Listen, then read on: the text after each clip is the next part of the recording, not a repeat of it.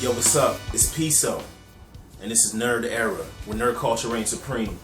And this is my spoiler-free, quick-fire review of Batman: Assault on Arkham. Let's get right into it. You gotta excuse my tank top today, but yo, it's really hot in New York, and I know a lot of times I refer to myself as a sweaty nerd, but I'm not trying to be literal. So y'all gonna have to bear with me while I give you this review of my tank top. Let's get right to it. Alright, so Batman: Assault on Arkham. I heard about this movie coming out. I'm a huge fan of DC animated. I think they're probably the best. I was a little bit concerned just because the last two DC animated films haven't been my favorite.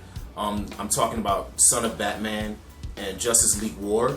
Both of those films were good. They were decent, but they weren't as good as some of the other ones like The Dark Knight Returns or Flashpoint Paradox, for instance. So I was a little bit concerned that maybe DC's quality has been going down. Then I saw Batman: Assault on Arkham, and I was thoroughly impressed. One of the best things about this film is that it's a villain-centric film. This movie is all about the bad guys. Deadshot is front and center. He's really the main character. You have Captain Boomerang, you have Harley Quinn, you have Killer Shark.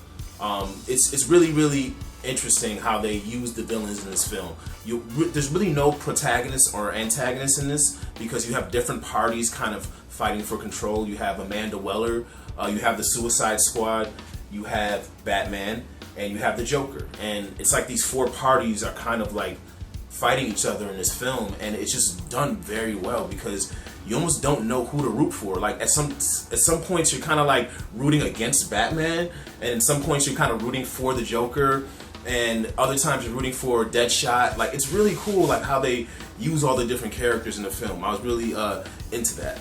I also have to give props to Kevin Conroy, best Batman voice ever. I have an idea actually how to use Kevin Conroy's Bat voice in the actual live action film, but we'll get to that in another video. Troy Baker did a great job with the Joker voice as well. Apparently Mark Hamill isn't doing the Joker voice anymore, but Troy Baker sounded just like Mark Hamill in my opinion, so it was a great Joker voice. All in all, this one's an 8 out of 10, solid. Really, really great, entertaining film. I really like how, you know, DC's kind of making their movies more violent and more villain-centric, and it also kind of can give you a blueprint of how they can do a villain-based live-action film once they get to that point. Because I think it's definitely time for some villain-based supervillain films, and I think this is a great blueprint for that. So, P.SO for Nerd Era. If you want to see more videos and hear more nerd talk, make sure you subscribe. You must subscribe or the Joker will come for that ass. Word. P.SO, Nerd Era. Peace.